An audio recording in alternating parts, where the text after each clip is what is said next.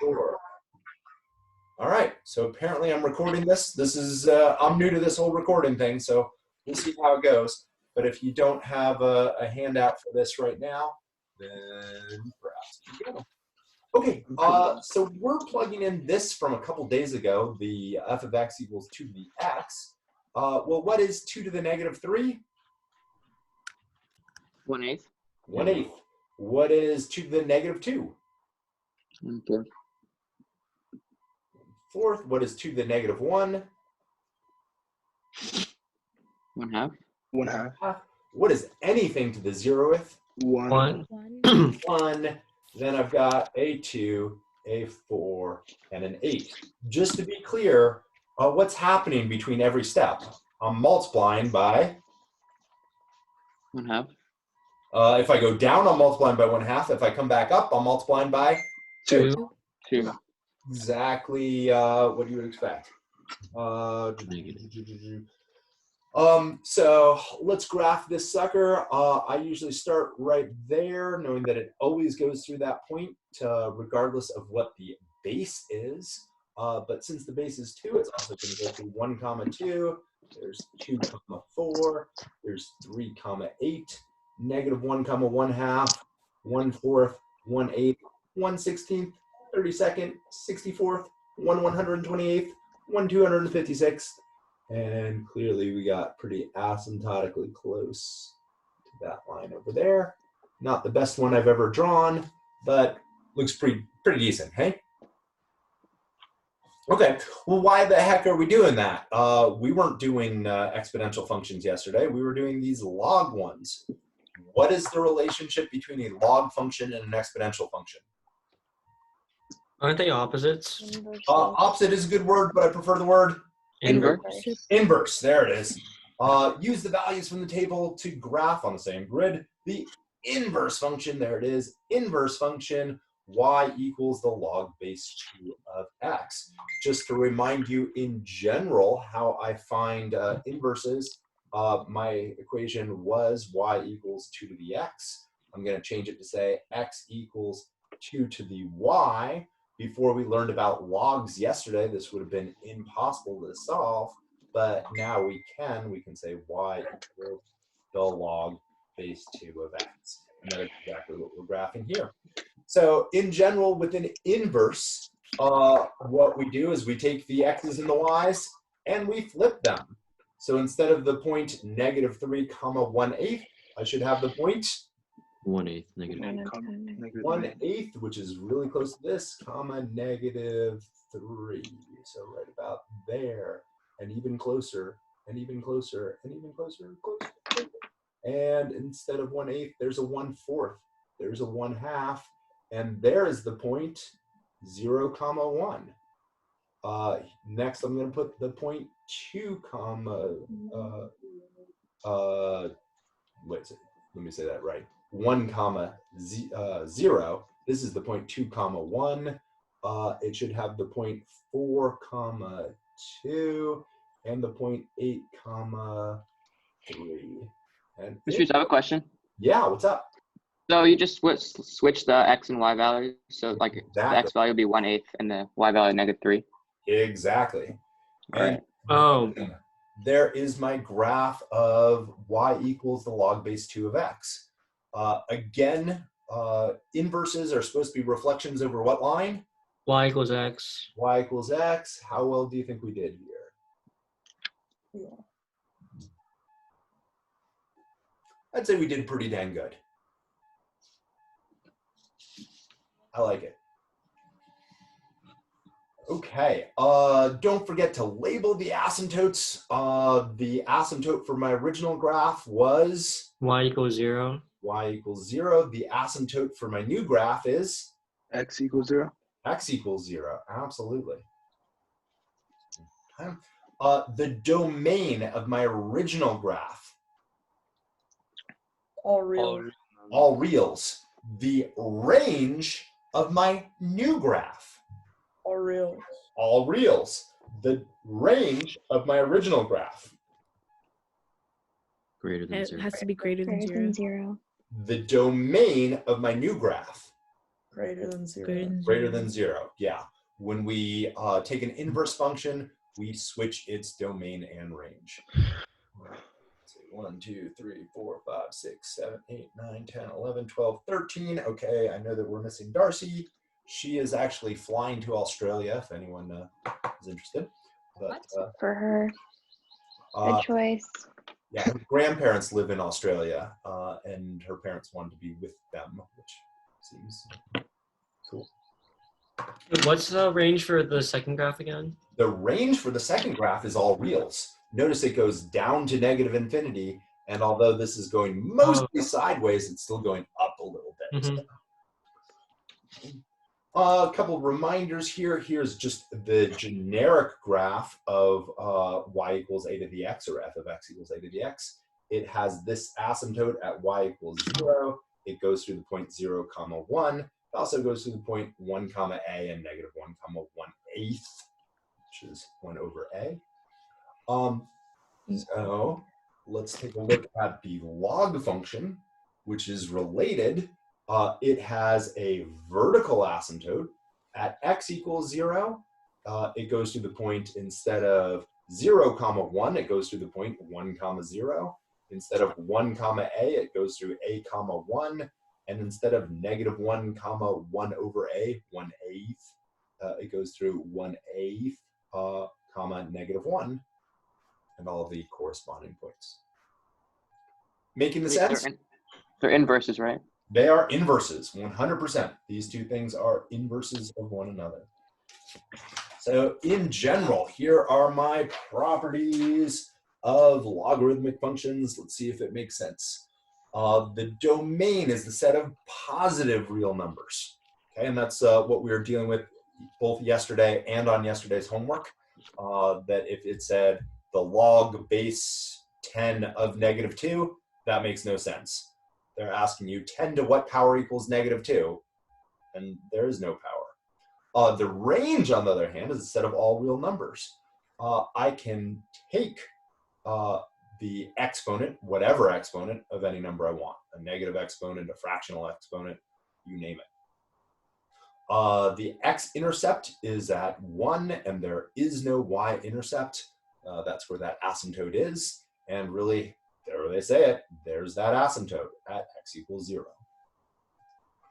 Log base a is a decreasing one-to-one function if a is between 0 and 1, yes, and increasing if a is greater than 1, which is what we are used to seeing.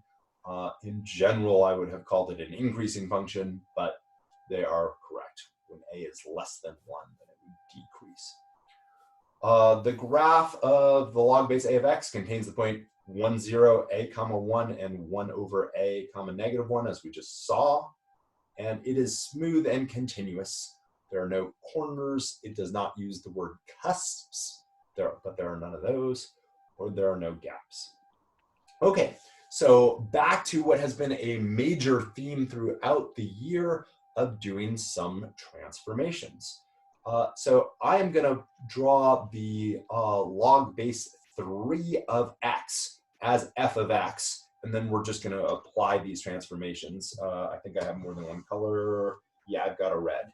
So I'll put the original in green and the new one in red. Is that okay? Yes, Mr. Reeves. Oh, great. Perfect. So it goes to the point 1, 0. It should also go through the point 3, 1. Okay. Once again, I am graphing in green the log base 3 of x. So when I say, what is the log base 3 of 3? My answer is 1. 3 to what power equals 3?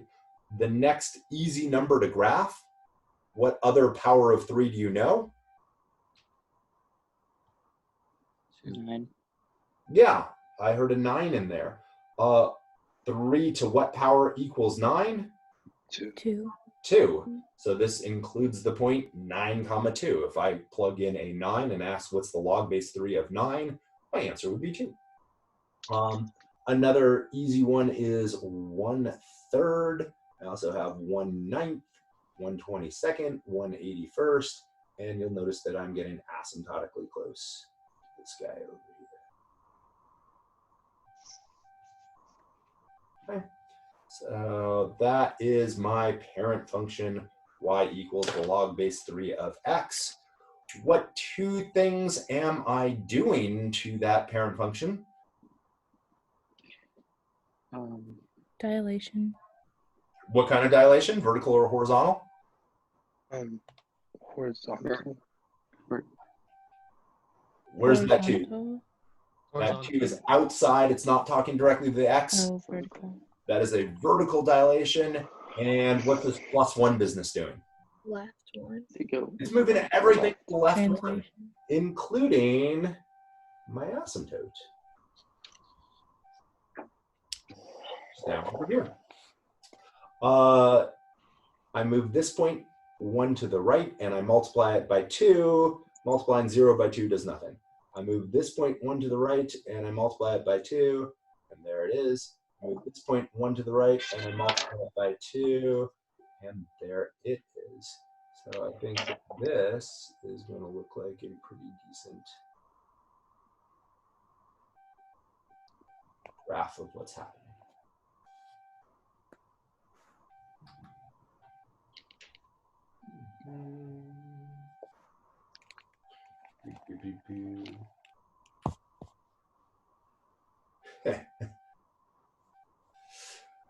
All right, same idea over here. You want me to do the same thing, or do you guys want to give it a whirl first? Okay. I have a question. I have a question. I don't know if you guys are seeing this, but I've got 2 Jacobses. I couldn't join before. Uh-huh. I did it on my phone. Now I have 2, but I can leave one. Okay, whatever. It was just kind of weird. I was wondering if anyone else noticed that there were 2 Jacobs. We had like the Twin Towers here. I just couldn't get it on full screen. Okay. Whatever. I mean, it definitely doesn't bug me. Okay. You know who the Collins twins are, right? Yeah. They were at Harvard Westlake when I was there. We would always call them the Twin Towers. Okay, same idea over here. Do you want me to do the green one again? Because it's that same function, the log base 3 of x. This Yeah. I heard a yeah in there. All right, let's put in those points. I had one of them there. I had one of them there. I had one of them here. We got a 1/3, a 1/9. Okay.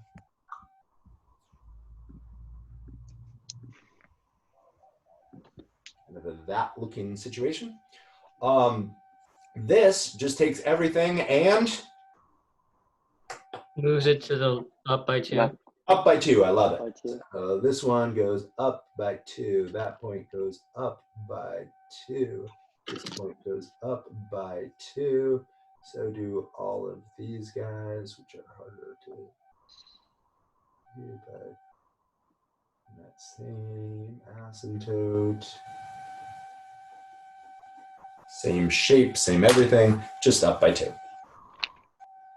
That's the only change. That's the only change, just that f of x plus 2. They wrote it as 2 plus, but commutative property doesn't really change anything. So basically what you're doing is you're just figuring out the graph of the original function, and then you just do the transformations that are given in the second one. Agreed. Yes. Mr. Reeves, That's me. I have a question. Yeah. For B on that page, Yeah. and A, why is there one equation and then equals another? What is that? What they're really telling us here is to think of f of x equals the log base 3 of x. And it works like any other equation that we've seen. You don't even need to know what the equation is called. As long as you have a graph of the original, you can graph the transformations. Okay. So just look at the function being the log base 3 of x, and it all should work out. Mr. Reeves, Yeah. I'm still a bit confused on how you were able to graph the y equals log base 3 of x. Did you just plug in points? Like I was a little confused. Yeah, absolutely. We know from up here that there's a couple points which are always going to be on the log base 3 of x. So let me just do a little XY chart. So the easy one is that if X is 1, Y is always 3. 0. Zero. 0. The point 1, 0. The point 1, 0 is always on this thing. And then the point 1, comma 0. Also, it includes the point A, comma 1. For log base 3, A is 3. So it contains the point 3, comma 1. And for that matter, 1/3 common negative. yeah, 1/3, comma negative 1. And the rest of them, I was like, okay, plugging in the X values, what X value is a perfect power of 3? Well, I could easily plug in 9. 9 is what power of 3? 2 second. 2.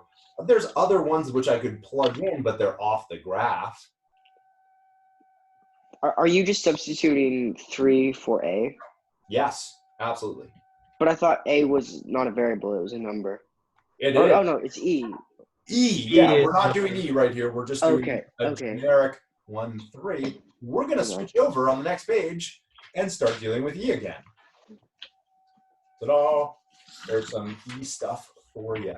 So here's that email that I sent. I don't know why they didn't mention this in yesterday's lesson, but the log base E is just called ln. That's pronounced natural log. You might be thinking, well, why isn't log natural if it's ln instead of nl? Well, I thought it said in. Okay. Yeah, I didn't. Yeah, same. So, I thought it stood for like inverse. Yeah, I thought it meant inverse too. I'm like, what do you mean inverse, Sheffield? x equals the ln of x. That is the big deal here. Okay, so just like before where we did log bases, they're the same thing. So what is this question actually asking? Not what the answer is, but what is it asking? What is the log? or no, to what power can E equal X? Okay, getting there. I like this. To what power? E to the what power equals 5? Yeah. Closer. I like it. It actually says E to what power equals E to the 5th. Oh. So remember, this is the same as saying the log base E equals E to the 5th. This is saying E to what power equals E to the 5th. So obviously now that I've written it like that, what's the answer? 5. E to what power equals E to the 5th? Well, E to the 5th equals E to the 5th. Thank you so much for asking. Remember that there's an implied 1 here, and what's my answer? 1. Here they're asking E to what power equals E? Well, E to the 1st equals E. The next one, they're saying E to what power equals 1? And my answer is? 0. 0. Yeah. Anything to the 0th power equals 1. Wait, so can't ln just be log to the or E? Can't that just mean that? Like, yes. That is exactly what it means. okay, yeah. We use it so often in math that we've like log base E, too much writing. Let's just write ln. Okay. So what's my answer? Part D? -1. Yeah, -1. Thank you, Maddie. And Paul, you look like you had a question, or that was all. No. Yeah. Could you write out for C what that would equal, or what that would look like if it was in log form? Sure. So this is saying the log base E of 1 equals X. So they're saying E to the X equals 1. Well, E to what power equals 1? The 0th power. I don't know if you guys know this, but I see a lot of you have your mutes on, which is fine and awesome. If you have your mute on and you want to say something, if you just press the space bar, it will unmute it while you're pressing the space bar. So that's kind of neat. You know, you don't have to like click unmute and then all that. Okay, so then the natural log is more commonly used, which is unfortunate because we also have something called the common log. So if they don't tell you what the base is, if they say log base nothing, they are implying that the base is 10, excuse me. So this is really asking me what the log base 10 of 1,000 would be. What is the log base 10 of 1,000? 3. 3. They're asking Can you me, move it down, please? yeah, absolutely. They're asking me 10 to what power equals 1,000? 10 to the third equals 1,000. Let's just go through what's the answer to part B? 1. 1. What's the answer to part C? 0. 0, indeed. What's the answer to part D? -2. -2. Easy peasy? Yeah. All right, I got some nods, looking for some thumbs ups, nods. I'm a little bit confused with, is it always going to be 10? If they don't state what base, yes. So if they say log, no base of 1,000, it's implied that the base is 10, and it's called the common log. My calculator right here will only do two different logs. It'll do the natural log and the log base 10. So I don't really know how to use this one, but no, that was in it. So if I say log of 1,000, hey, that's 3. If on the other hand, I say natural log of, well, remember that E is about 3. So if I say the natural log of 9, what number will I get close to? 2. Close to 2, yeah. 2.19 seem legit? Awesome. All right, get in there, get in there. All right, let's see if we can breeze through this because I do want to do one of those word problems. This is saying that 6 squared equals x minus 2. That can't fool me. 6 squared is 36 equals x minus 2. What's my answer here? 38. Boom.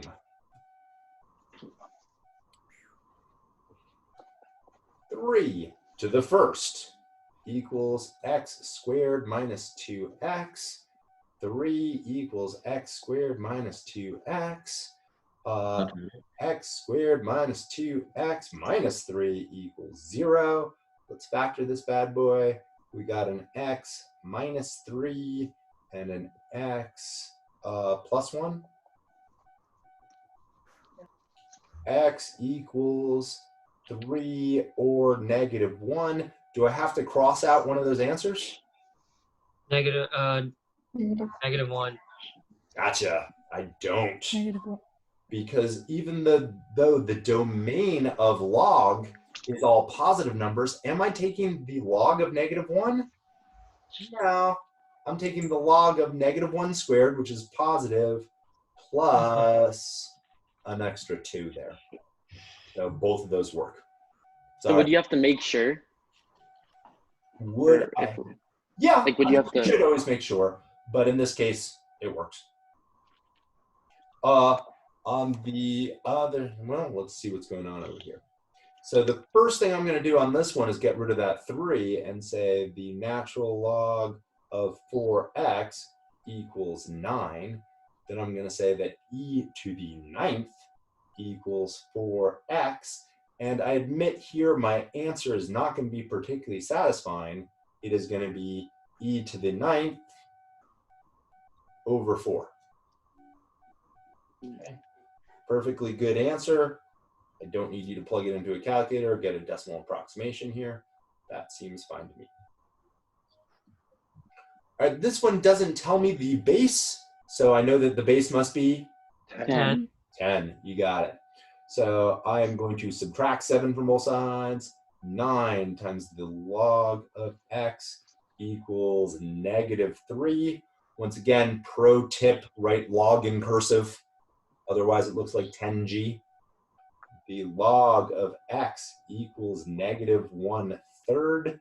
That is saying 10 to the -1/3 is equal to x.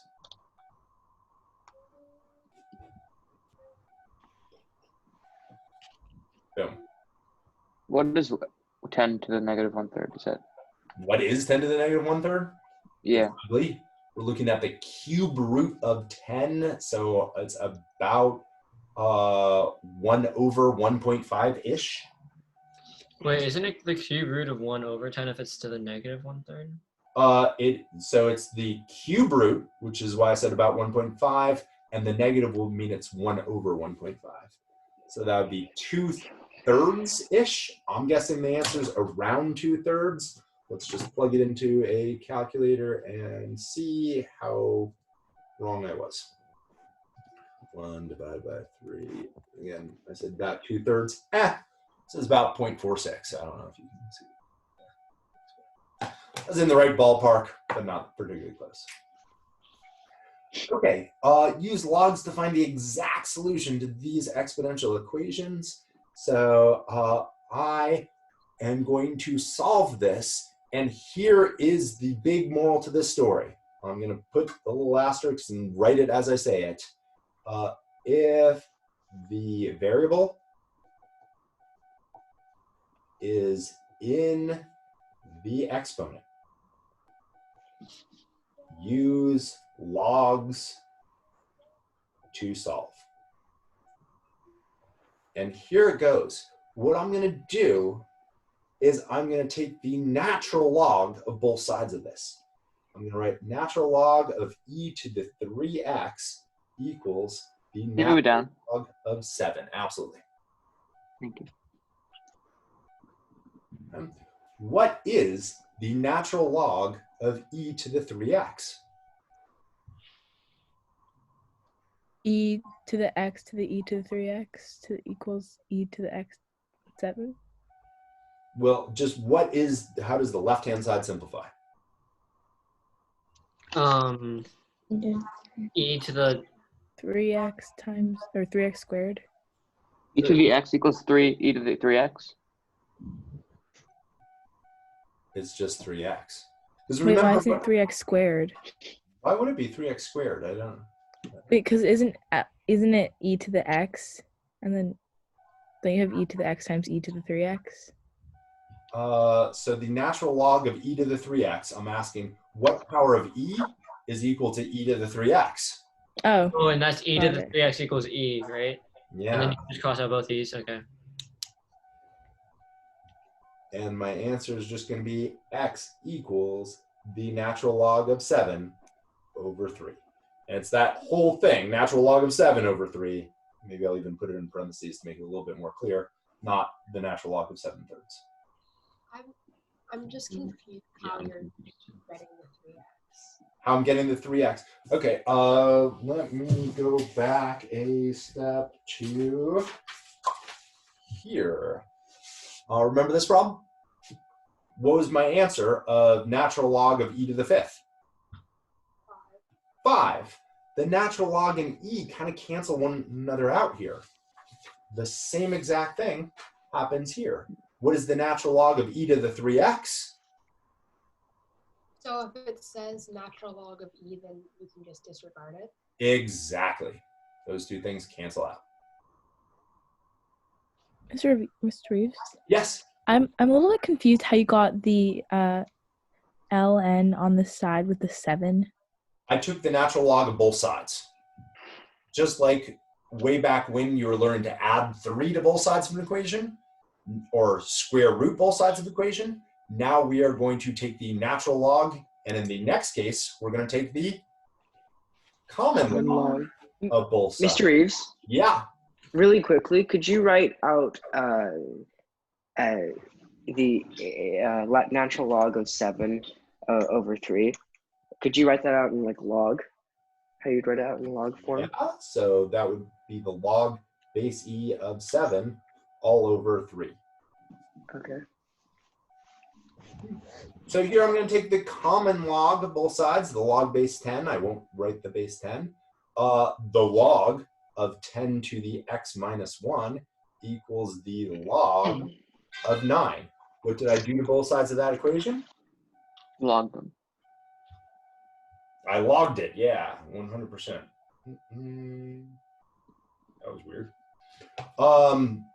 So what goes away?